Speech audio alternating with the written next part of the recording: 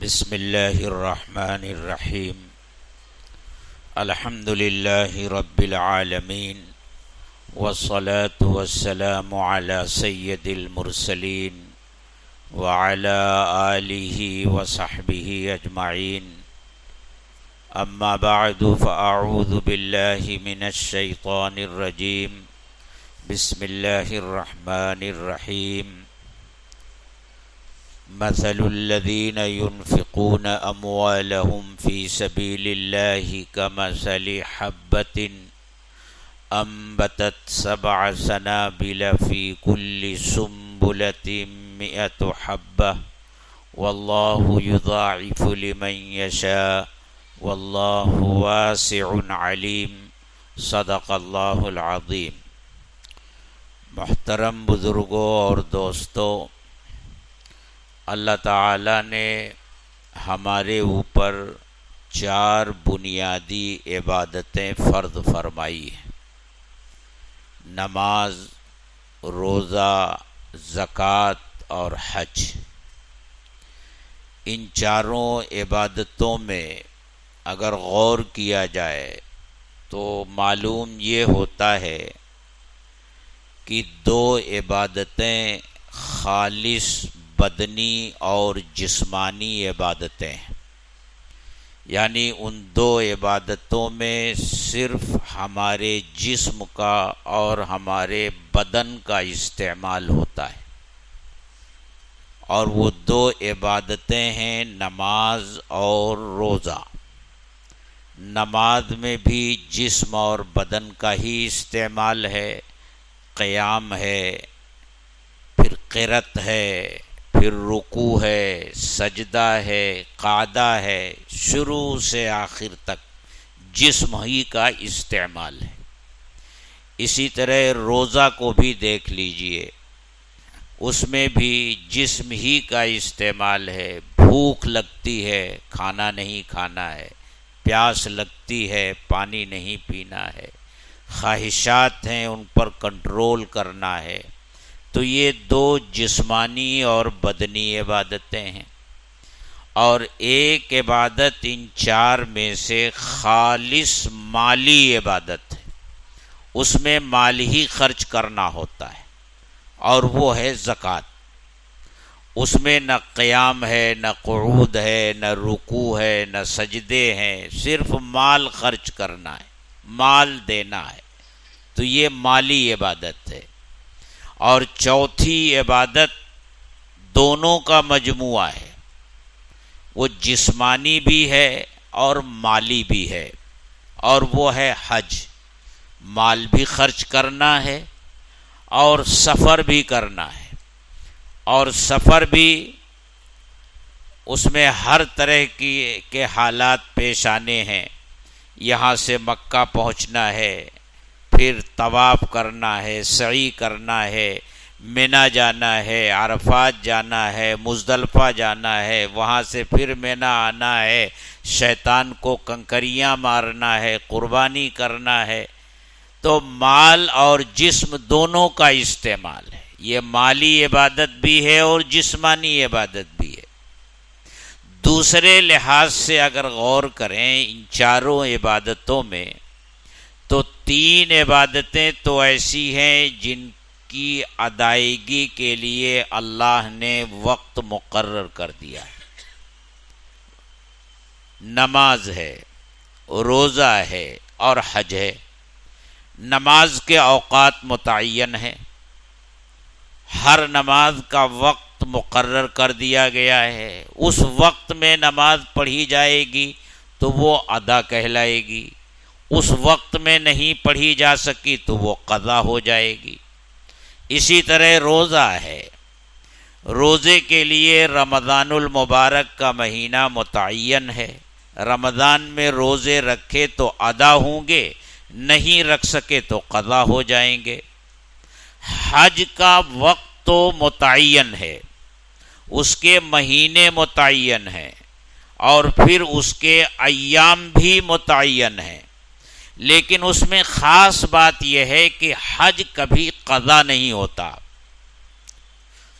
عمر میں صرف ایک مرتبہ حج فرض ہے، جب بھی حج کرے گا کرنے والا وہ حج ادا ہی ہوگا، وہ قضا نہیں ہوتا۔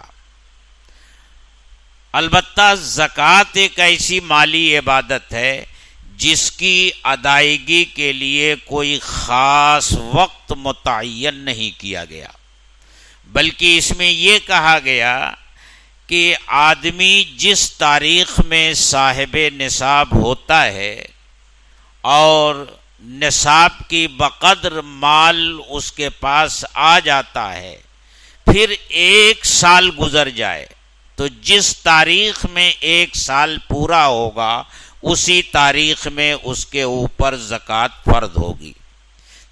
اس اعتبار سے زکوٰۃ کی فرضیت ہر آدمی کے اوپر الگ الگ تاریخوں میں ہو سکتی ہے، بلکہ ہوگی ہی الگ الگ تاریخوں میں زکوٰۃ فرض۔ مثلا آج ایک شخص صاحب نصاب ہوتا ہے تو اگلے سال آج ہی کی تاریخ جو آئے گی زکوٰۃ اس کے اوپر فرض ہوگی۔ اب کوئی ضروری نہیں ہے کہ ایک ہی تاریخ میں سارے لوگ صاحب نصاب ہوں اور پھر ایک ہی تاریخ میں سارے لوگ زکوٰۃ ادا کریں۔ تو زکوٰۃ کسی خاص تاریخ کسی خاص مہینے میں فرض نہیں کی گئی، بلکہ یہ کہا گیا کہ صاحب نصاب کا جب سال پورا ہو جائے تو سال پورا ہوتے ہی اسے اپنے مال کا حساب کرنا چاہیے اور زکوٰۃ نکال دینی چاہیے۔ یہی بہتر طریقہ ہے کہ ہر آدمی کو جب سال پورا ہو اور زکوٰۃ اس کے اوپر فرض ہو تو اسے اپنی زکوٰۃ ادا کر دینی چاہیے۔ لیکن چونکہ یہ مہینہ موسم بہار ہے، نیکیوں کا سیزن ہے، مارکیٹ کا بھاؤ چڑھ جاتا ہے، اس لیے ایمان والا اس لالچ میں کہ میں رمضان المبارک میں زکوٰۃ نکالوں گا تو ثواب بڑھا چڑھا کر کے ملے گا، یقیناً بڑھا چڑھا کر کے ملتا ہے، ایک فرد کا 70 فرد کے برابر ملتا ہے اور ایک نفل کا فرد کے برابر ملتا ہے۔ لیکن ایک بات پر غور کیجئے کہ امیروں سے زکوٰۃ لے کر غریبوں کو دی جاتی ہے۔ اب کیا غریب کی ضرورت صرف رمضان ہی میں ہوتی ہے؟ سال بھر غریب کو حاجت نہیں ہوتی، اس کو پیسے کی ضرورت نہیں ہوتی ہے؟ اگر سب لوگ رمضان ہی میں زکوٰۃ نکالیں اور رمضان ہی میں ضرورت مند کو دیں تو اگر درمیان سال میں اس کو کوئی ضرورت پیش آ جائے، بھئی اس کے گھر میں کوئی بیمار ہو جائے، دوا کی ضرورت ہے، چولہا نہیں جل رہا ہے، کپڑے کی ضرورت ہے، تو اب وہ رمضان آنے کا انتظار کرے یا آپ رمضان آنے کا انتظار کریں گے؟ جب رمضان آئے گا تب اس کی ضرورت پورا کریں گے۔ اس لیے کہا گیا کہ بہتر یہ ہے کہ جیسے ہی زکوٰۃ فرض ہوتی ہے جس تاریخ میں اس تاریخ میں حساب کر کے زکوٰۃ دے دینی چاہیے۔ ہاں، رمضان کا ثواب بھی اگر آپ لینا چاہتے ہیں تو اس کی ایک شکل ہے، جیسے مثال کے طور پر اس سے پہلے جو مہینہ گزرا شعبان کا یا رجب کا، وہاں آپ کا سال پورا ہوا اور وہاں آپ نے زکوٰۃ دے دی، زکوٰۃ پوری دے دی۔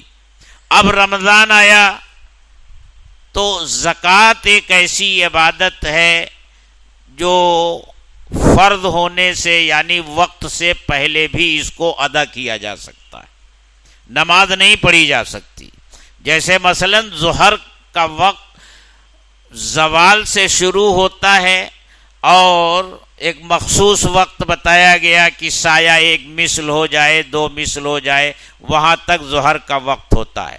ظہر کا وقت ہونے سے پہلے ظہر نہیں پڑھی جا سکتی، اگر آپ پڑھیں گے تو وہ ظہر ادا نہیں ہوگی۔ لیکن زکوٰۃ کا مسئلہ ایسا ہے کہ مثلا شعبان میں یا رجب میں آپ کا سال پورا ہو گیا تھا اور آپ نے فرض زکوٰۃ ادا کر دی، اب یہ رمضان آیا، ابھی جب پھر سال پورا ہوگا تب زکوٰۃ آپ کے اوپر فرض ہوگی، رمضان میں فرض نہیں ہے۔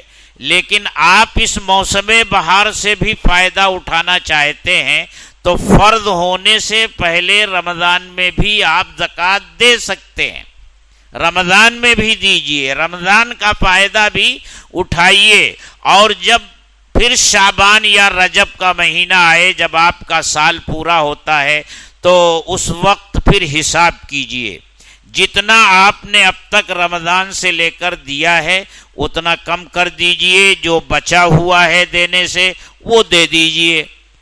اس طرح سے زکوٰۃ کی تقسیم ہونی چاہیے، یہی صحیح طریقہ ہے، کیونکہ ضرورت تو ہر وقت، آپ کو شاید یاد نہ ہو، مجھے اچھی طرح یاد ہے، ہمارا جو سراج العلوم کا سالانہ جلسہ ہے پہلے اس روڈ پر ہوا کرتا تھا، یہ تو سب تالاب تھا، یہاں پانی تھا، روڈ پہ جلسہ ہوا کرتا تھا۔ حضرت قاری صدیق احمد بادوی رحمۃ اللہ علیہ تشریف لائے تھے جلسے میں۔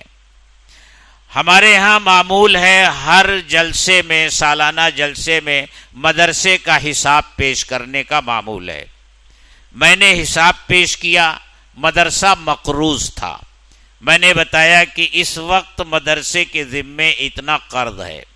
حضرت قاری صاحب رحمۃ اللہ علیہ کا معمول جلسے میں چندہ کرنے کا نہیں تھا، لیکن پتہ نہیں اس وقت ان کی کیفیت کیا تھی، وہ کتنے متاثر ہوئے اس قرض سے کہ انہوں نے اعلان کر دیا کہ بھائی جلسے میں جتنے لوگ موجود ہیں ان کے جیب میں جو کچھ ہے جتنا دے سکتے ہوں وہ اسی وقت دے دیں۔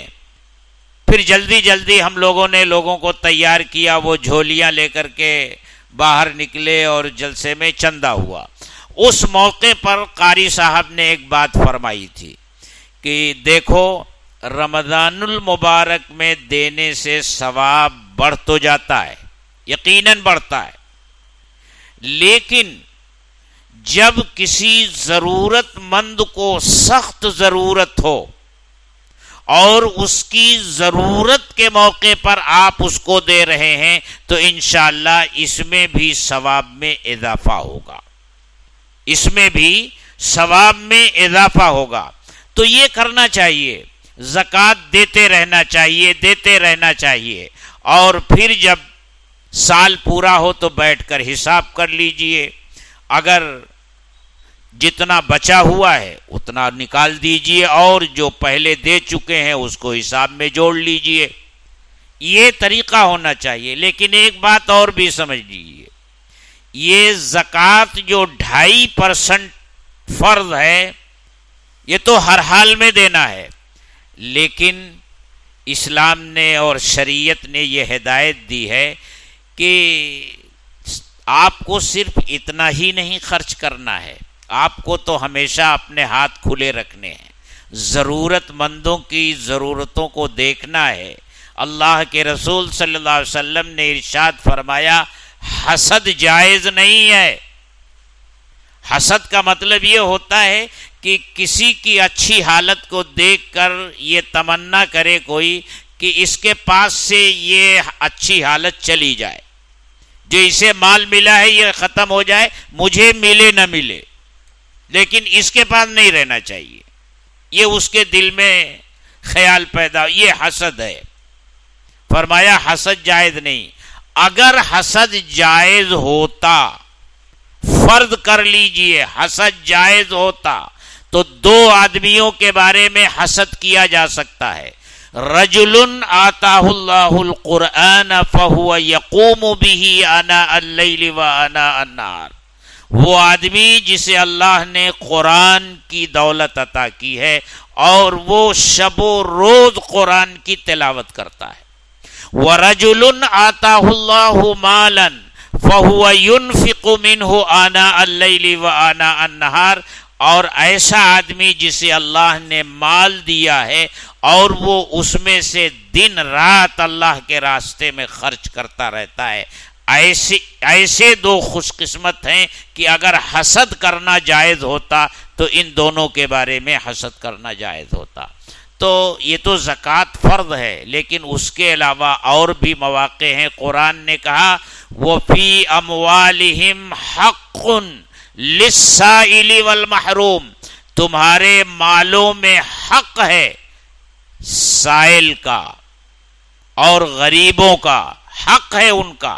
زکوٰۃ کے طور سے زکوٰۃ دینے والا جو دیتا ہے وہ احسان نہیں کرتا، وہ غریب کا حق ہے اس کے مال میں جو دیتا ہے۔ اور پھر اللہ کی شان دیکھیے، زکوٰۃ دینے سے زکوٰۃ دینے والے کا مال پاک صاف ہو جاتا ہے۔ وہ ایسے ہی جیسے کپڑا آپ پہنے ہوں ایک دو دن سے اس کے اوپر میل آ جائے، پھر دھو دیتے ہیں تو میل نکل جاتا ہے، کپڑا پاک صاف ہو جاتا ہے۔ ایک دو دن آپ نے غسل نہیں کیا ہے، آپ نے غسل کیا، بدن کے اوپر جو میل تھا وہ دور ہو گیا، پاک صاف ہو گیا۔ اور جس طرح کپڑا پاک ہو جاتا ہے، بدن پاک ہو جاتا ہے، تو آدمی کو خوشی حاصل ہوتی ہے، مسرت حاصل ہوتی ہے کہ چلو گندا کپڑا تھا، گندگی دور ہو گئی، بدن گندا تھا، میلا تھا، دور ہو گیا، تو اسے خوشی ہوتی ہے۔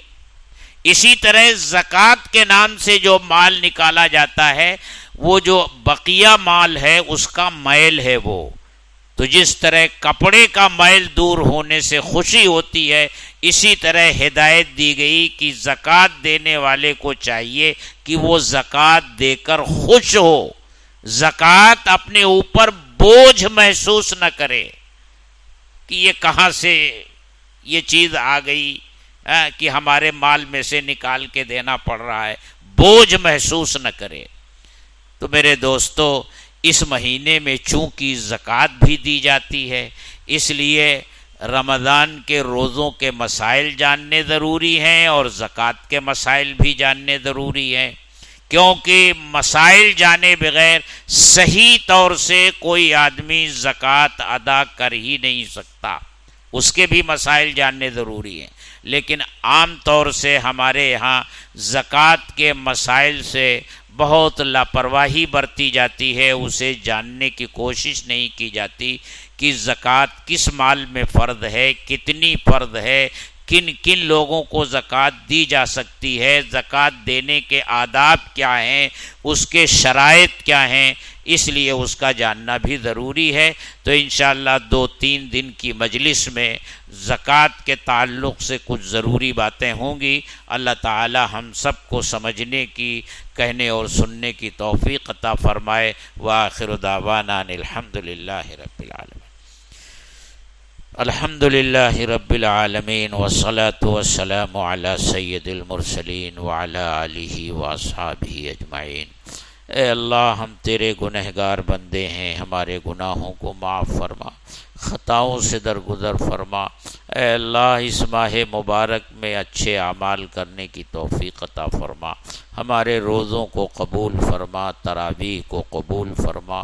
اے اللہ، اپنی مغفرت نصیب فرما، ہمارے گناہوں کو معاف فرما۔ اے اللہ، اپنی رضا نصیب فرما، ناراضگی سے ہم سب کی حفاظت فرما۔ اے اللہ، جب تک اس دنیا میں رہیں اسلام کے ساتھ رہیں، اور مرتے وقت کلمہ شہادت ہماری زبانوں پر جاری فرما۔ ربنا تقبل منا انک انت السمیع العلیم وتب علینا انک انت التواب الرحیم، وصلی اللہ تعالی علی خیر خلقہ محمد وآلہ واصحابہ اجمعین، آمین۔